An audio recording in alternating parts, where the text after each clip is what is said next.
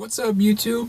Welcome back to the Ghetto Garage. So, this weekend, a little busy, but not too bad. Nothing real exciting. The big items, like I said last week, were mostly cosmetic. One other thing that did pop up is the passenger window. The cable on the assembly broke. So, I don't use the passenger window much, but if I'm out on date night and I fart, the wife is probably going to want a functioning window. So we had to fix that. Not a huge deal, but, I looked at the old door and the new door and compared the two, basically just how it works. And my big piece of advice on that is finding a good way to comfortably keep the window up. For me, it seemed to kind of wedge itself in there if I took the one side of the assembly down, left this side up. It ended up wedging itself where I could pop that out, pull it, and then it just held in on its own, and I could get the new one in there. And you leave the two things loose, roll the window up tight so it evens itself out, tighten her down, hand tight though, don't use the ratchet for that, because keep in mind you're tightening a clamp onto glass. So don't over tighten that, because that'll be bad news bears. But all in all, took probably a half hour. Now I did kind of throughout the week think it over and plan it out, so if you're going to figure it all out at once, maybe expect hour, maybe two, just to be safe. Next up on the list was the driver door, finishing that up. So we had some door sag happening from just the pins on these older GM trucks. They wear out relatively regularly because the doors are so damn heavy. God bless America. They make a nice replacement. You got the pin and then you put the bolt on and it's threaded rather than the pressed in kind of bearing setup that the stock set has. Now where the negative comes in, that means that can be a pretty big pain in the ass to take apart. A lot of times you're going to get lucky because if you wait long enough, they'll wear down enough and they'll kind of pop out pretty easily. Mine weren't the case, so I had to take the Dremel to it, really get down in there, and admittedly, I did a little more damage to my hinges than I would have liked because I got pissed off and I had a hard time focusing in on the smart way of doing things. So I took a step back, relaxed a little bit, and then got back at it. Got the pins out, got the new hinge in. Another takeaway was if I would have done a better job removing the pins, I wouldn't have had to get the little C piece that the door bolts to. But because I rushed it where I was cutting, I basically welded the pin to the hinge, and then I had to replace the whole thing. So not a big deal, but it is a little more expensive, takes a little more time, it's frustrating. Just think it through while you're doing it, and try not to get too frustrated, because you'll figure it out, and it won't be that bad. Last thing before we get going on our day, we're going to take this thing out to my dad, see what he thinks of it. We'll let him drive her and make sure that I'm not missing something and how kick-ass this green machine really is. But the big thing I would like to say is shout out to Chad and Carter, because they suggested the rubber wheel that took all this adhesive off in like 10 minutes, where it took me an hour to get half this door done.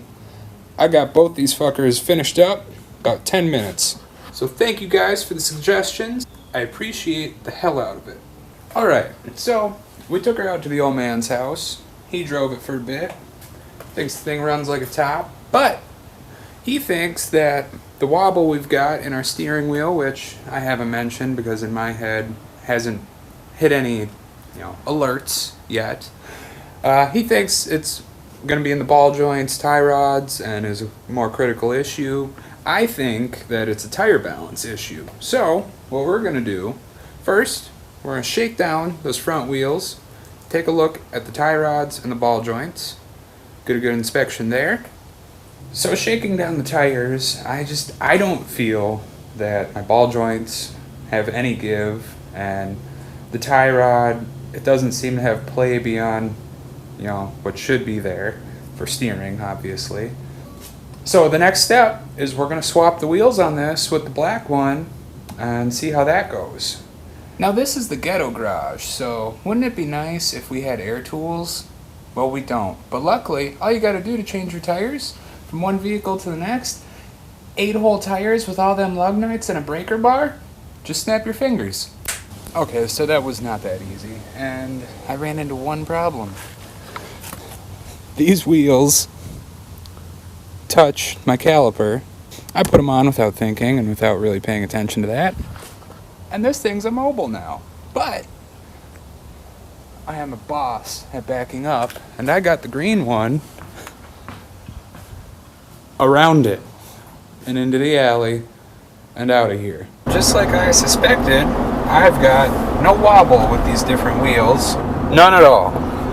We are looking real good with this setup. So now, this is where I'm a lucky guy. The old man, he's got a set of almost brand new tires on some Escalade takeoffs, 20s.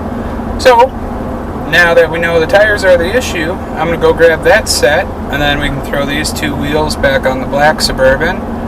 That should be mobile again. Can't believe I fucked that up. But, the important part is, we know the issue, and we have a solution, so it's another thing fixed. Alright, so we got the Escalade wheels on here. Let the old man take it for round number 2. Make sure it's safe for driving. At least I got to say a little bit I was right. It was the tires, not the ball joints. Now we got these Ghetto Fabulous rims on here. Who says you can't put lipstick on a pig? We got another week in the books. Driving around the green machine. You know, it didn't go completely according to plan because I wanted to get this seat fixed, and then I also wanted to get the detailing done, but called a little bit of an audible once Dad found that death wobble to be a little bit too unsafe. But all in all, it still got productive. We've got our doors are 100% done now. That passenger window's fixed, and we got new wheels and tires on it. So I'd say productive week, even though it didn't go quite as planned. With that being said, we've got a lot more on the horizon. We've got that rear hatch we're going to take care of. Get that loaded up with a backup camera, and then we're going to do the same to the wife's Escalade. Kind of give a nice little creature comfort update for both of us. And we're still on the hunt for the next project. I know the wife wants a particular vehicle, which I'll leave as a surprise for you guys. And then I want to find something that we can buy low and maybe fix up and sell to somebody who could use a cheap ride. So, like, share, subscribe. You know we appreciate it. I'll catch you on the next one. Ghetto Garage, out.